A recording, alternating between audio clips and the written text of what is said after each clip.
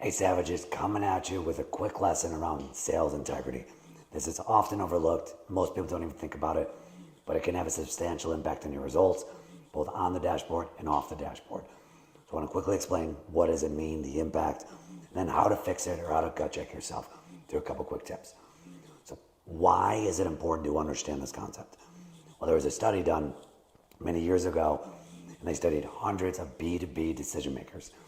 And what they asked them was, hey, when you were in a competitive evaluation where you had multiple vendors that had a similar offering, product, or service, what was the most important determining factor of why you chose a specific vendor? And most people would assume that it's price. But the number one answer that impacted their decision was actually their experience in the buying process. So think about that. Experience matters when people are buying from you. And acting with integrity is the fastest way to improve their experience when they're working with you, which will increase the chances of you winning deals when everything else remains equal. So now that you know why you should care about it, here's how you can gut check yourself to see how you're doing it today. And there's 4 things that I would suggest that you think about and or do to help you live this principle in your life. Number 1 is you have to believe in your product or service.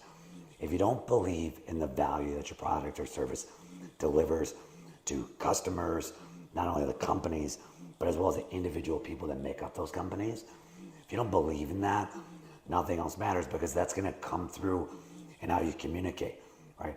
Because your belief in your solution and the value, that's a big part of what they're investing in. That's a big part of what they're buying into, is your level of belief and helping transfer that to them through the process. So if you don't believe, then why should they believe, right? So make sure you believe in it. If you need to do work to understand more and go back to the drawing board, work with your leadership team, work with your peers, talk to customers, and just ask them simple questions around the value that they get, that's going to help you bridge that gap if there is a gap today. Number 2, don't stay in the mud. And this is what I mean by this.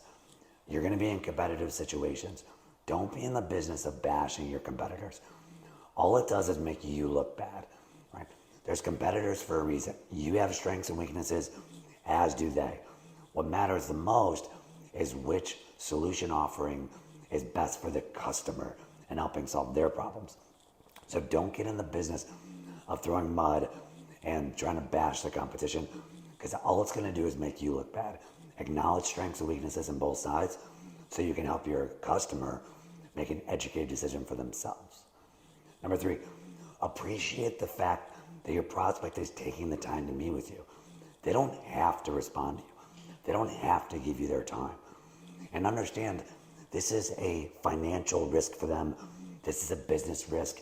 There's a lot of investment that goes into these decisions. Even if it's not a lot of dollar investments, it's a lot of time and resources that go into it as well. So respect the fact that they're going to have to go through a process to effectively make a decision. Don't get impatient with them, right? Respect it and be grateful that you even have the opportunity to work with them. And if you understand that and appreciate that, that's going to come through in how you communicate and work with them, which will improve their buying experience. Then number 4, this is by far the most important, no matter what. Remain honest, even if it costs you deals. Look, your solution isn't a perfect fit for everybody. Do not cut corners and do not mislead potential customers around what your product can and can't do. Because all you're going to be doing is setting your customer up for a bad customer experience, which is going to make you look bad at your company. It's going to make you look bad with your customer. And then also, you're going to know deep down, and only you may know this, you're going to know deep down that you misled them. And think about what that does for your soul in the long run. Right? I'm a big believer in sales karma. So if you do right by your customer and be transparent with them on what you can and can't do and what's actually going to take for them to get your product or service up and running successfully, right? If you're not doing that, all it's going to do is hurt you. So do the right things and do right by them, and it's going to pay off for you in the long run. So I hope this is helpful. Again, if you want to not only crush it on the dashboard in the long run consistently, as well as just be happy with yourself and have that great sales karma that I love. Do right by the customers, act with integrity, and you're going to win in the long run. My name is Justin J. Johnson, founder and creator of the Beautiful Savage Sales Academy. If you have any questions, don't hesitate to reach out, but use this to transform your career. I'll see you in the next video.